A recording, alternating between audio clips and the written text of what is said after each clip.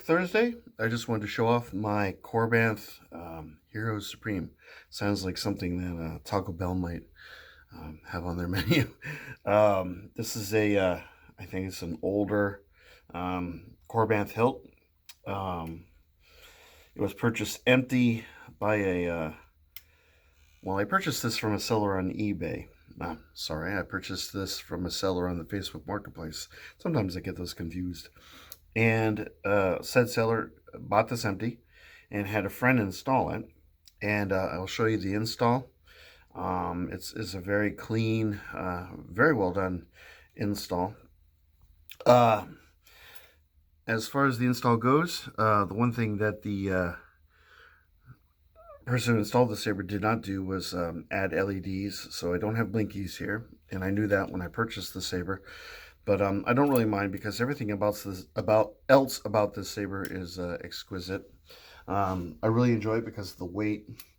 The size of it is fairly screen accurate. I don't know exactly how screen accurate the saber is. I'm not that discerning when it comes to my props. All I know is that other than the control box, which has the requisite sharp edges, is very comfortable in the hand. If you hold it by the grenade section, that is, it's kind of best held thusly. And this has a Profi soundboard. Again, I don't know what version it is. It did come with requisite number of sound fonts. I think somewhere in the neighborhood of maybe 10 or 12. They're all sound fonts that I own, and with the appropriate blade profiles. So that was all done for me before I purchased it. I got this for a good price, and the blade depth on the emitter is very shallow, and it's only held in by 2 retention screws. This end piece here can be swapped out for the other pieces that I'm showing you in somewhere up here. I'm going to show you in a picture of the alternate pieces. And screwing this into here, if you can see it, it is dark. I apologize for that. I'll show you some brighter pictures soon enough. But if you put the blade in, put in the retention screws, and then screw this on, it adds a bit of extra stability to the blade. If I can just get this thing to go on, there we go. Don't want to cross thread this because that would be the end. So because of the shallowness, you don't really swing this saber with too much wild abandon. It's more of a shelf queen, but I have a very lightweight blade. I believe I purchased this blade from Sith Lord Sabers, and it weighs nothing, so it doesn't really flop around in the emitter too much, which is appreciative.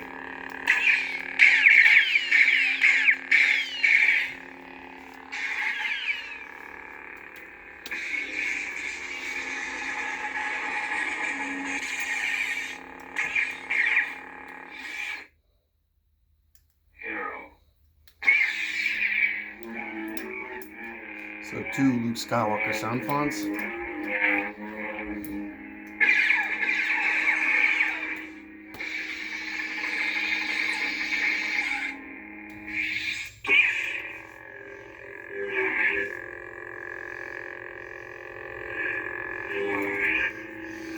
Alright, so now let me show you the install on this thing. And I really like it. Okay. Oh yeah, here, check it out. There's the back end of the saber. The ring there. Really nice venting.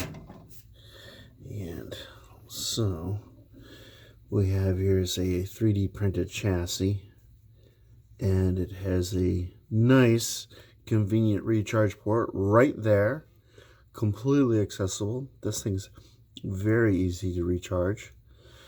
The micro SD card is right there, again, completely accessible.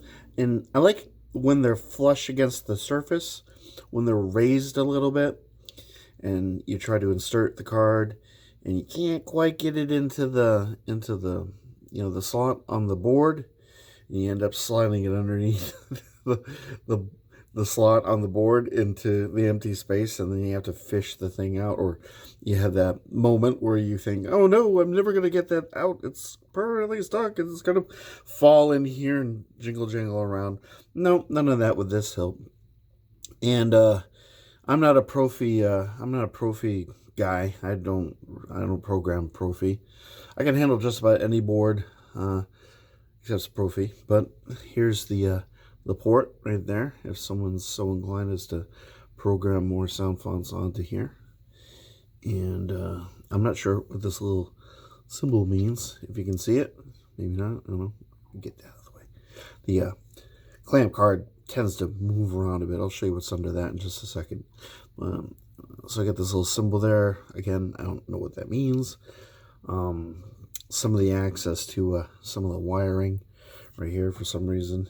And a nice, I think it's only 24 millimeter, possibly, speaker. Again, very loud. I don't know what type of speaker it is because I did not do the install. And this, Anakin. Yes, Anakin.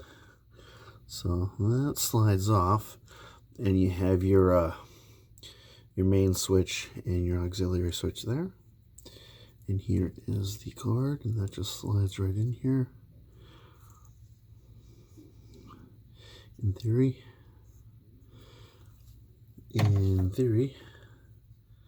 there. Kylo is upset, and the threading. Sorry, blades bumping into. I've got all kinds of things down here in this apartment. This is a vacated apartment. So, I'll give you a nice close-up look of this. Again, these buttons here, they don't do anything. These LEDs are not LEDs. They're just plastic. They don't actually light up. No big deal. One of the things I really do like about this this particular version, is the thin, thin, thick, thin, thick, thin, thick, thin, thin, thin. Let's try this again one more time. Thin, thin, thick, thin, thick, thin, thick, thin, thin. Say that fast 174 times. Which is kind of unique to this particular design, I think. Generally speaking, for the most part, I think they're usually the same thickness, but for some reason, these alternate, and I really like that design aspect.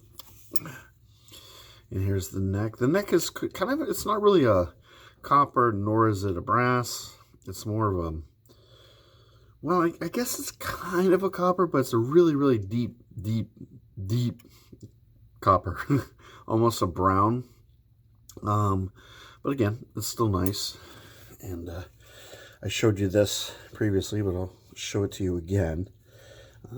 I'm not going to remove the blade because it's kind of a hassle, and I'll show you why. So once you undo that, you gain access to the set screws, and the set screws are really small. And there's one on this side and one on this side, and they're easy to lose because they're only about 1/16 of an inch long, and yeah, it's you know, and with the blade only going in about, it only goes into about here, because this is where the pins are. So you only got about 1/4 of an inch holding this thing on, and it's really hard to get these screws particularly tight. So you get them as tight as you can without, you know, damaging the blade or making it crack. And like I said earlier, you have to kind of slide or screw this on, and careful not to cross thread it, because like I said, if this thing seizes up, you're done. And usually there's some debris remaining around the end of the blade. There's really not too much in the way of detail on the end here, but this adds a good, it makes it about 3/4 of an inch, and this helps to secure it. But the blade does, because there's only screw on each side, it can kind of pivot one way, because you've got it right up against these little pins for the NeoPixel. But they do have some flex to them, so the blade does move a little bit, but this is a very, very good quality blade. Again, this is a Sith Lord saber blade, and yeah, this thing is incredibly light and very comfortable in the hand. As I said, the only thing you have to watch out for is these edges of the control box, as with most control boxes, are rather uncomfortable, but I don't mind because it's so light and the blade's so light, and I don't really do spins with this. This is just meant to be my my beloved Luke Skywalker Episode 6 saber. I have the LGT version still, and that's more of a practical weapon. I think it's just something I don't mind beating on a little bit, whereas this, I would rather keep this thing in, I wouldn't say pristine condition, but I just don't want, I want to make sure nothing ever happens to this thing, because this is one of the best sabers that I ever bought off of the Facebook Marketplace. I absolutely love this thing. This is and I got a really, really good price on it. This is a prized possession for me, and I just want to keep it functional. I also have the Saber Forge Prodigal Son, which is an older saber with it's the actually that is the chrome version, and that one has a Sabercore Champion tier Sabercore soundboard 3.0, I think. So again, I can kind of wail on that a little bit and preserve this, but yeah.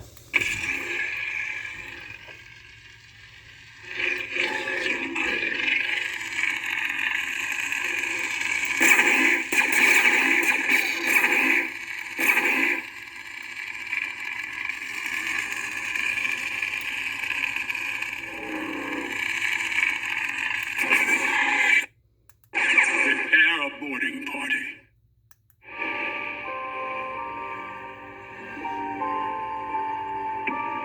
Inquisitorius. He's been working on that thing for weeks. It is the dark saber. The greatest and it. You were deceived. Luke Skywalker.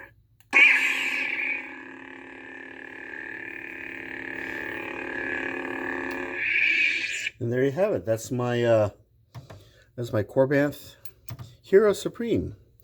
My Episode 6 Luke Skywalker Thin Neck Saber. So I present this to you as a Thin Neck Thursday saber entry, as it were. So hope you enjoyed this video. I appreciate everyone watching it.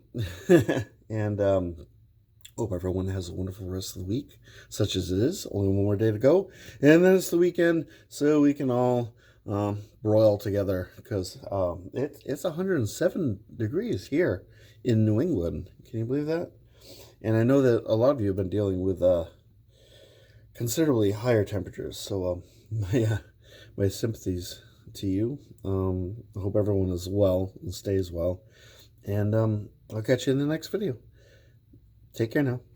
Bye.